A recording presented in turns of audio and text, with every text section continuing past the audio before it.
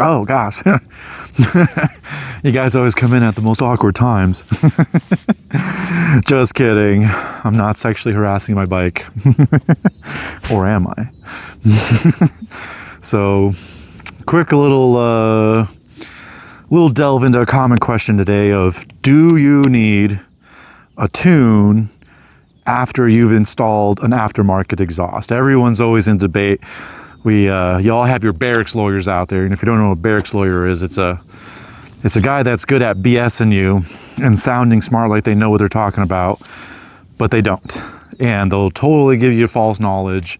You get one side saying, oh, we need tunes every time you get an exhaust, bro. The engine's not going to run right. You get check engine light, it'll run too rich, too lean, blah, blah, blah.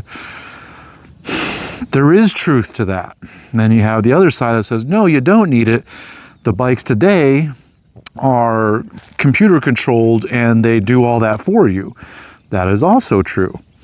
So which is it, you're going to ask? Well, let me tell you. As a aerospace technician who actually was trained in these things, it's pretty simple. Here's the gist. This bike, oh wow, nice dogs. They're so cute. But this bike came with a rear dual exhaust. So headers came up and it came across, it split here, and then two canisters were right here. I switched it to a single side exhaust because it's lighter, it's just cheaper, and it sounds better if you ask me.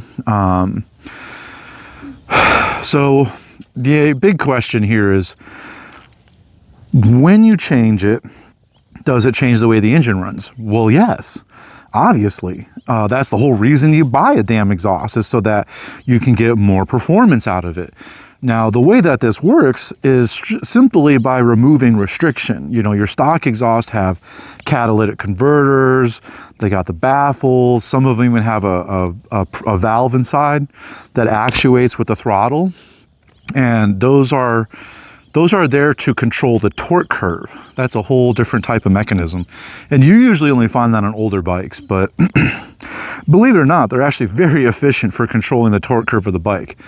Back pressure is a big factor in retaining torque.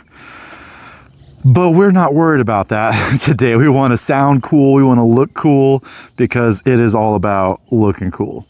But at the end of the day, these bikes today, I don't know if you could see it from there, but there's a sensor right here that plugs into the exhaust.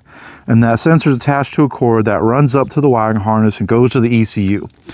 Now, what it does is it reads the O2 levels in the exhaust. Now, most bikes have an O2 sensor about midway at the mid pipe point. And, oh gosh, wow, we got the whole family out today. What's up, guys? Drop your pants, man. Hell yeah. You guys are matching. Huh? He said I like your pants because y'all are matching. Oh, hell yeah. Man has a smart choice in pants. He complimented my pants, even though they're stained with oil from working on bikes. But, as I was saying, the mid pipe here is not a big reason per se why they do it. You'll almost always specifically find the O2 sensors before the catalytic converters on bikes. If you still have your cat or you don't, it's right before where the cat would have been, because what's happening is the engine is reading the O2 levels and deciding how rich or how lean the mixture is, right? That's how it calculates the fuel to air ratio. Rich being more fuel, lean being more air. And the bike's making these calculations thousands of times per minute. And it's tuning your engine to run optimally based on the stock ignition map. Now, when you put an exhaust on that removes the catalytic converter, aka a cat delete, you're not changing anything about the way the computer's reading. The only times that happens is like on cars, right? Where they have a O2 sensor that's after the catalytic converter. And that's strictly for emission standards. It basically is reading the before and after, so that way it knows if the emission standards is working properly on the car, the measures that they take with the catalytic converter. That relies on an oxygen reaction with the material that's in it to reduce the carbon emissions coming out of the exhaust. It's a big choke point for sure in the exhaust, but it strangely helps with back pressure, believe it or not. But we don't want those. We don't care about that. What we do care about is if there's a need for a tune because of the exhaust. Well, the sweet and simple answer is no, you don't. What you can do is get a tune so that you can take advantage of the exhaust. Because when we go into these aftermarket exhausts, like in my case, right, the cap that would have been right here is gone, and the canisters full of the baffles and all the back pressure causing components are gone. It's just basically a straight exhaust that it just flows right out. So what's happening is that we're no longer using back pressure, and the engine can exhaust those gases freely with no restriction. And if I went and got a tune, I would be able to maximize the use of that, because even though you get these really expensive exhausts and this fancy bull crap that you guys are all obsessed with because it's got to be brand name and it's got to be cool, regardless, the computer is what sets the tone. You could put any number of exhaust on the bike. You could do all kinds of weird stuff, drill holes into it after the O2 sensor, and it still wouldn't change the way the bike runs. The computer is going to decide what's the optimal fuel to air ratio, and from there it's going to make the adjustments in the engine. So yeah, like I said, the computer will decide what's going to be the end result. And the only way to change that is by modifying the tune of the bike. They'll go in and they'll see what limits they can push. Typically the bikes are tuned very lean, and that's for emission sakes, because obviously you burn less fuel, it's less emissions. So the bikes come from the factory running extremely lean. They need to richen the mixture up a lot. And that's where a lot of your power comes from, is the bike just actually getting the fuel that it should get. So both sides are true, but there's an order to that truth, and there's an end truth to it. Yes, it's true, to recap, yes, it's true that a tune will help. It's not needed, but it will benefit the value of that exhaust drastically.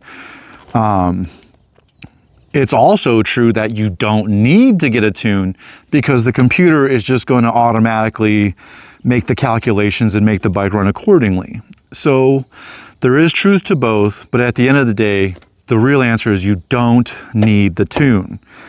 If you're chasing performance, you've been riding your bike for a while and it feels slow and you're like, oh, I want to take it to the next level, go get that tune. You'll see better performance, the bike will run better, runs a little cooler actually. It'll help the bike out. And of course the increase in power, which is really nice. You can even change things like engine braking amounts, all that good stuff when the fans come on, yada, yada, yada. But it's dealer's choice at the end of the day. You don't need it, but will it help? Yes. Some nice bikes. Might have to get out here with my mountain bike, take my little trek out. So to conclude this ongoing debate that seems to be filling the discussions of so many people and their cluelessness to how engines and bikes and ECUs and O2 sensors and all this madness that we use on our bikes now work today, the official consensus and truth of matter is no. You don't need it, but it will help. So it's up to you. If it's worth it for you, rock it. If you're happy with the bike, the way it performs stock, rock on. Oh, they got a poodle. But When it comes down to it, it's your bike, it's your style, how you want to ride, and what you're most comfortable with is what you should do. Ride your own ride. Don't worry about the judgment of haters like, oh, you're not a real rider if you don't got a tune and unlock, brah. You know, you might get yourself in over your head when that bike opens up all the way and you're not ready for it. So, you know, do what you feel, man. But put it in the DMs if you guys got anything to add, if there's comments, if you've had experience with your older bikes. Oh, shoot, I almost forgot. Older bikes that didn't have the O2 sensor systems on them, which was pretty old. Yes, those did need a tune. The bikes were obviously set, like we're talking carbureted bikes.